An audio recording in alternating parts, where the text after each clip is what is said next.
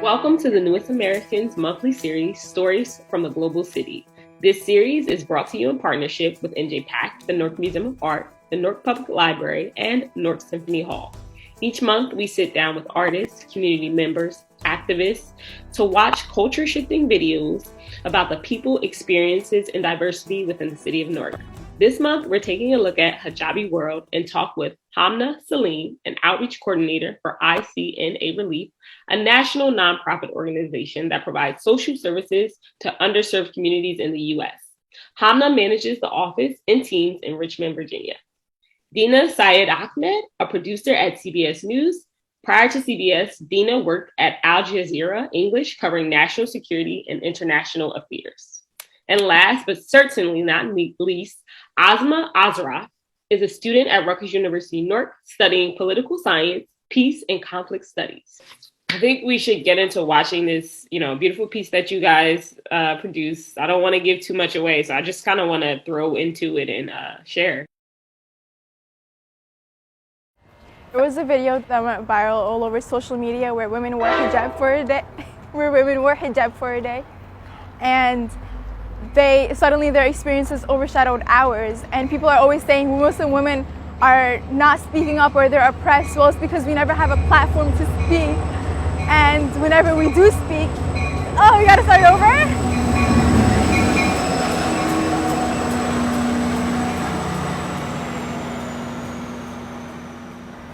I'm Egyptian and this is my sister. I was born in Pakistan and raised in America. Born and raised in the United States. I'm originally from Palestine. My family's from America, from West Africa. I was born in Togo. My mom is Irish. My dad is Egyptian and Turkish.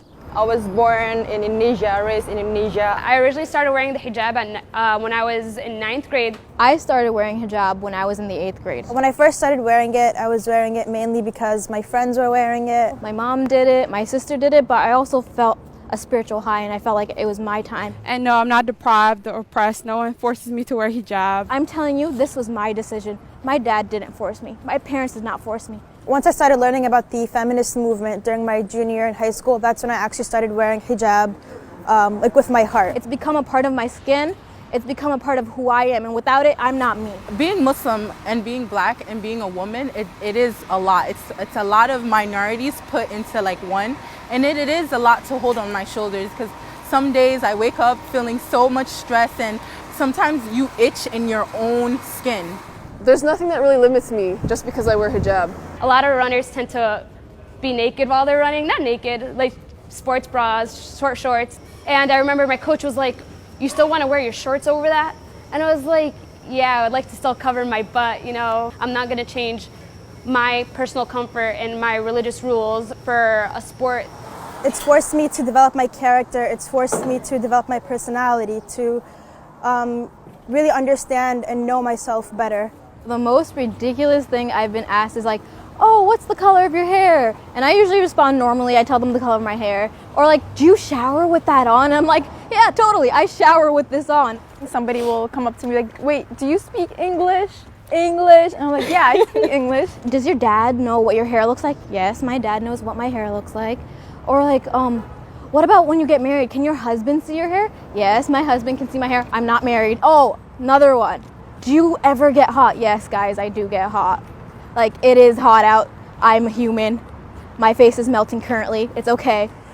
Given the rise of Islamophobia, I find myself being a lot more aware of what I'm doing, when I'm doing it. I'm very conscious of standing as far away from train platforms as possible. You kind of feel the need to smile extra, to assure people, hey, I'm not a terrorist. I rock my Islam. I rock my blackness. I rock my femininity with all the pride that I can, because I love it. I love who I am. And if someone doesn't love the person that I'm representing, I wasn't born to please you. I was born to please God. It would be a lot safer, a lot easier, a lot more convenient if I just took off my hijab. But I feel like once you do that, you remove yourself from the picture and you accept the fact, or the idea that Muslim women don't belong in America, or Muslim women who wear hijab aren't part of the American story, when in fact we are. There's nothing really I don't like about it, honestly, except for when I have bad hijab days like today. I don't like when people touch my hijab. Like, that's it. Just don't touch it. Don't touch it. Look at it. Don't touch it.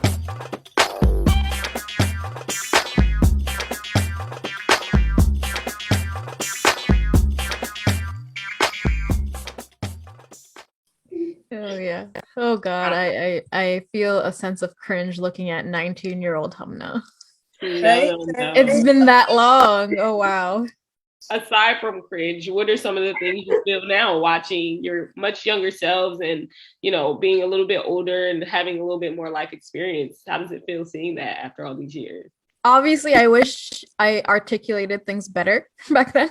I think that's one thing. But the feeling of why I started hijab and why I'm still wearing hijab to this day, you know, I think that hasn't changed, you know.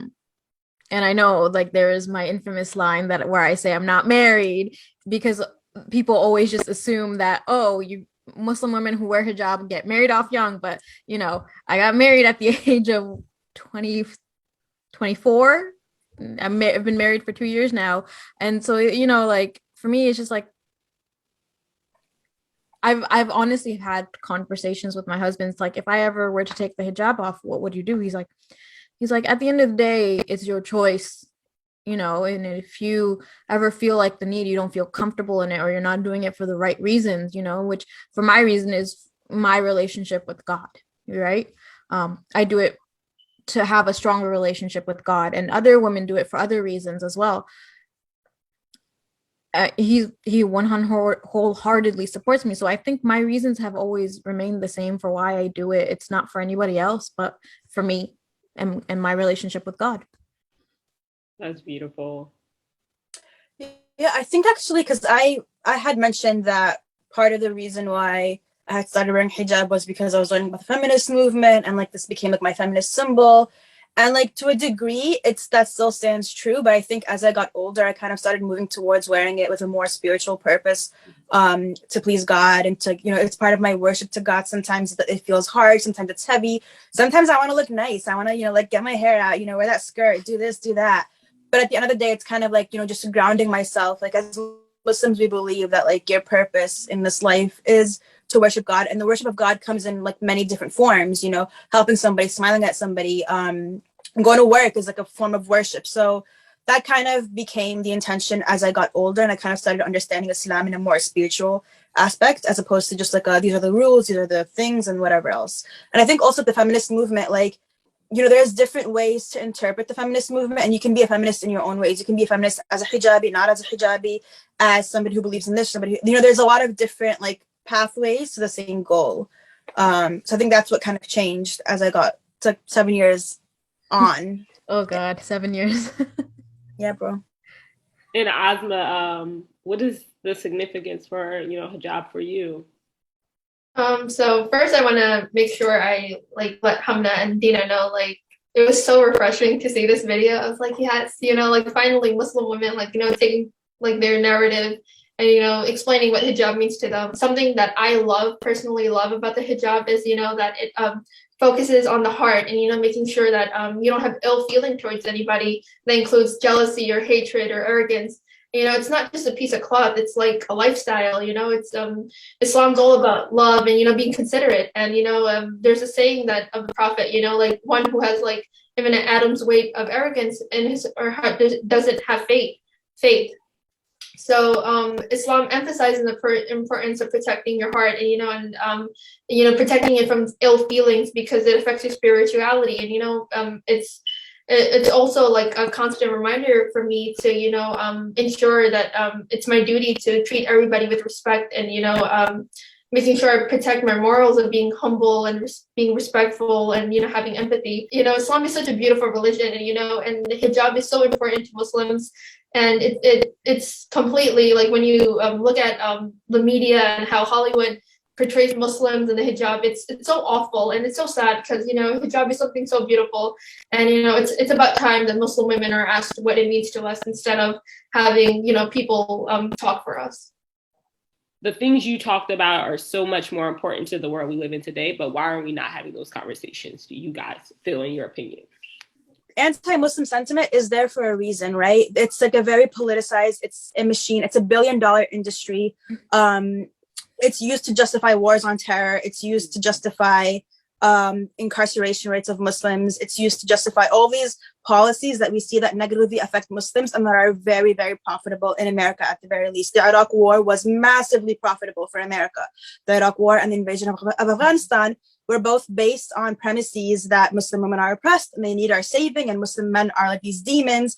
Yeah, there are bad Muslim men, but there are bad men everywhere, right? At the end of the day, it's our body. We can wear what we please, right? And I think that's what pisses people off, that you're like, I'm going to do what I want and you have no say. And that's what gets people. They're like, oh no, I want you to do this. Sorry, go on. It's like we cover up, that's an issue. People don't cover up, that's an issue. What do you want us to do at the end of the day? Like, why can't we be who we want to be? And I think it's just frustrating because I see such a shift because I've moved down more south, and that's a whole different ball game down here too. Can you talk to us a little bit about that experience? So like when I've moved to Virginia, and when people think of Virginia and the Muslim community, they automatically think of Northern Virginia, where there is a beautiful, thriving Muslim community in there. And I'm in the capital of Virginia, Richmond, Virginia, where during the pandemic, we were having protests, BLM protests at the monument, standing up because the good chunk of Richmond is still very Confederate. Yeah. And so, if you take one of the highways down into the Richmond area, you will see this massive Confederate flag on somebody's private property, waving you and smiling to you in your face. And, you realize, okay, I'm in the South. I live in one of the more diverse and progressive counties, but, it's still very, very different than where I grew up in New Jersey, or even where I went to college in New Jersey, very different from Newark, New Jersey. And I think the main difference here is everyone seems to be your ally until they're not, right? Yeah. Until they're not. And then what I mean by that is you over here, you don't know what a person's intention is. They'll be very nice, they'll be very kind, very respectful, but when it comes to showing up, when it comes to presenting yourself, they won't at all. And so I think that's the tricky part here, is the Muslim community here is very small compared to New Jersey or Northern Virginia. We're a very small, tight-knit community, and we are now, and this is 2022, right? We are now finally entering in a position where we have more of a say in our community. Our voices matter, right? And our voices are important. They signify a lot when we do speak up. So it's really frustrating when you can be given the opportunity, but then it's given to other people. Mm-hmm. You are there, you're present, but then because of your faith, because of how you dress, you're overlooked and overshadowed, and that same thing is given to somebody else. And it's a frustration that we constantly deal with. And I will say that 2015 and 2022 are very far from each other, but they're not very different. One of the questions I had, do you feel like since the film has come out, you've seen any minor or subtle, culture shifts in the way people, view your culture and religion? I think 2015 was it was a very much of a benchmark year. That was the year that Trump started campaigning. We did start working on the video after the Trump campaign, and I think that's why there was no mention of Trump. I was thinking about it. I was like, why did we not talk about this guy? He was really out there. I'm not sure. I wasn't keeping track of how many anti-Muslim incidents I was experiencing before then and after then. I think it's kind of been the same. The only difference is that now I actually speak back, and I'll shout back if somebody shouts at me, or if somebody cuts me in line. I'm going to be okay, you cut me, or do you not see me? Do I not exist? So that's the only difference, I think, between 2015 and 2022 for me personally. But again, I'm not minimizing the damage of the Trump presidency. It was very damaging. It's just, it brought to surface and it brought to light in like a very, in daylight. It kind of just put it out in daylight. Like, this is America. It's always been America, but it just kind of brought it to daylight, and it legitimized all these anti-Muslim sentiments, all these very racist, very anti-immigrant sentiments. It just legitimized them, which is still very, very dangerous. Very prevalent. And I'm dealing with Afghan refugees that have come, in these past few months, and I am firsthand seeing the treatment that they are getting from resettlement agencies. The resettlement agencies have already forgotten about them and are now focusing on Ukrainian refugees that haven't even arrived yet. Wow. And the vetting process, it's just insane to see the vetting process. I think the Ukraine crisis, the war in Ukraine, while I am so elated that refugees are finally being treated right, and that they're being welcomed with open arms in different parts of Europe and in America, I'm like ecstatic at that, because, a refugee of war is a refugee of war, and they should absolutely be welcomed to wherever they're going, wherever safe space they're going to, with open arms. And I'm really happy that that's happening with Ukraine. But it's just wild to me the way that Muslims are being vetted left and right and being denied and being forced into these very dangerous conditions. And same with Mexico on the southern border, just across the border, people are being forced to stay in very dangerous conditions in poverty, because there's a vetting process going on. These are asylum seekers. That's their legal right to seek asylum and to be welcomed into America. Very least they could do is take in people when they come in at the border. And properly care for them. Yeah. Oh my God, you guys just touched on like so much in a great way, because we see the war and we see the way migrants and global refugees are being treated, and it all ties back to the hijab, right? Even though hijab starts with you for religious reasoning, the people who aren't a part of that religion know it's also political, because it's a visible symbol. And I think that's like really powerful to connect those two, because it has a global impact on, all of us and disenfranchised communities and minorities, and just really the way the world is shaped.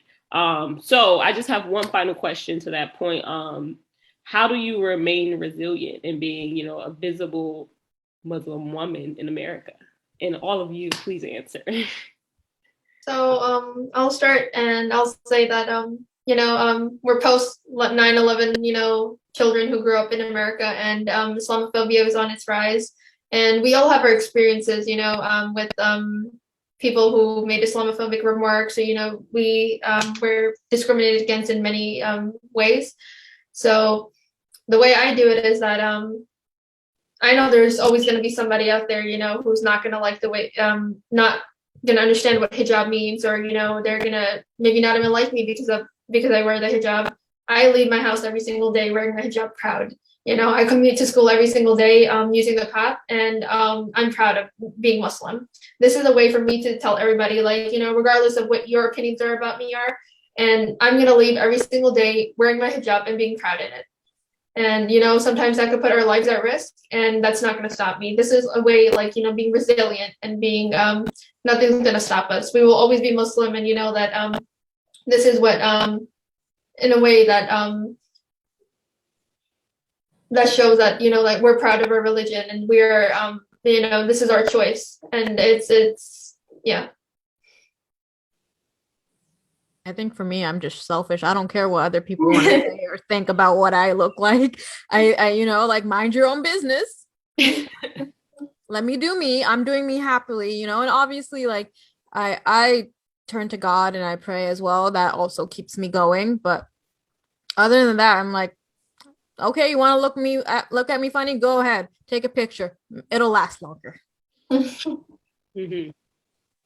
Yeah, I think it's been like, it's been like a mix of things. I don't like being resilient. I don't like this like place of resiliency that we're forced into. I do, like, there are times when I'm just like, oh, if I were like to move like overseas to a Muslim majority country and I have like a nice life and I could like, I'm not like an other anymore, I would have different privileges, and that would still make me stand out in different ways, but not in a bad way, But there are times when I'm just like, I'm done with this country. I want out. That does happen, and it's almost like every inconvenience that I have, I'm just like, all right, let's look up flights. Let's see where are we going. So there's always this like mindset of like, I want to leave, I want to escape. This is not worth it. That mindset is always like, it's kind of like always just in the back of my head. But I think what kind of keeps me grounded and what keeps me here, the reason I'm still here, it's kind of like, you build community, right? You build people, you build spaces, and you go and you seek out people who love you and who make you feel safe, right? And who care for you. And when you find that, it kind of makes everything else worth it, or not worth it, but it makes it, you can tolerate that, right? When you have these spaces, when you have these communities, and it makes me think about people who don't necessarily have the privilege of time to go out and make these communities, to build these communities. It makes me think of people who are isolated in their own ways for whatever reasons, and I just wonder what's there, it makes me sad for them, because this works for me, this works for some people, but there are other people out there who just, they don't have these options, or they don't have these spaces. So what's their mind, what's going on, how are they coping, and are they healing, are they doing this, are they doing that? So it makes me upset for them. But I think also as I've gotten older, I've been in Al Jazeera, where I absolutely loved the environment. It was a great workspace. It was a great workplace. I loved the work that we were doing. I aligned with with some of their politics, right? So it kind of, you seek out the spaces that love you and that welcome you. I'm no longer interested in these debates that people used to have. I'm no longer interested in, telling people, oh, my dad didn't force me to do this. Like, you think my dad forced me? Good for you. You think my husband's forcing me? Good for you. Keep it going. I don't it's not I'm not interested in that anymore, because it takes up too much energy. And it's funny because it riles them up even more. When this racist lady is like, oh, you don't have to wear that, you're in America now. I'm just like, nope, I like what, if I just ignore her, I'm just like, yeah, thank you, have a good day. It riles them up more, it gets them more angry. So it's also, I'm saving my energy. I'm not fighting anymore. I'm not getting angry anymore.